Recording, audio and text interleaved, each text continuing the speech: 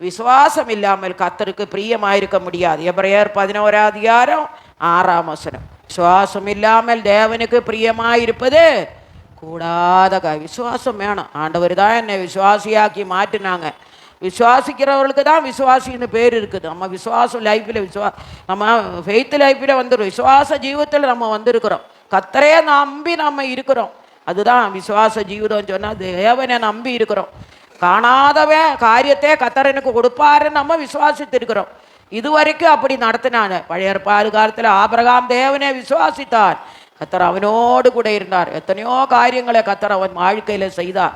அதே போல கர்த்தர் நம்மளே இந்த நாட்களில் அந்த வசனத்தின் விசுவாசம் இல்லாமல் தேவனுக்கு பிரியமாயிருப்பது கூடாத காரியம். ஏனென்றால் தேவனிடத்தில் சேருகிறவர் அவர் உண்டென்றும் தம்மை தேடுகிறவர்களுக்கு பலன் அளிக்கிறார் என்றும் விசுவாசி. கர்த்தரை தேடுறவர்களுக்கோ ஒரு நன்மை, உங்களுக்கு எந்த குறையும் கர்த்தர் வைக்க மாட்டார்.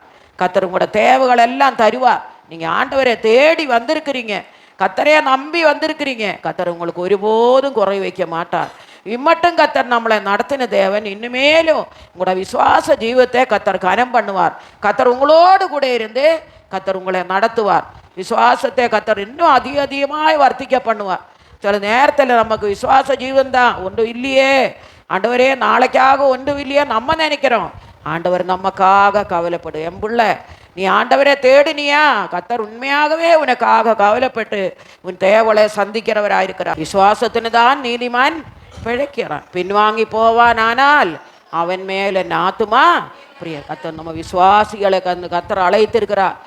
ஆபிரகாம் விசுவாசத்தின் தகப்பனாக இருந்தார். நம்மளை இந்த நாட்களில் விசுவாசிகளாக வைத்திருக்கிறார். விசுவாசத்தில் தான் நம்ம வளரும் போது கர்த்தர் நம்மோடு கூட இருந்து கர்த்தர் நம்மளை நடத்துகிறவராக இருக்கிறார்.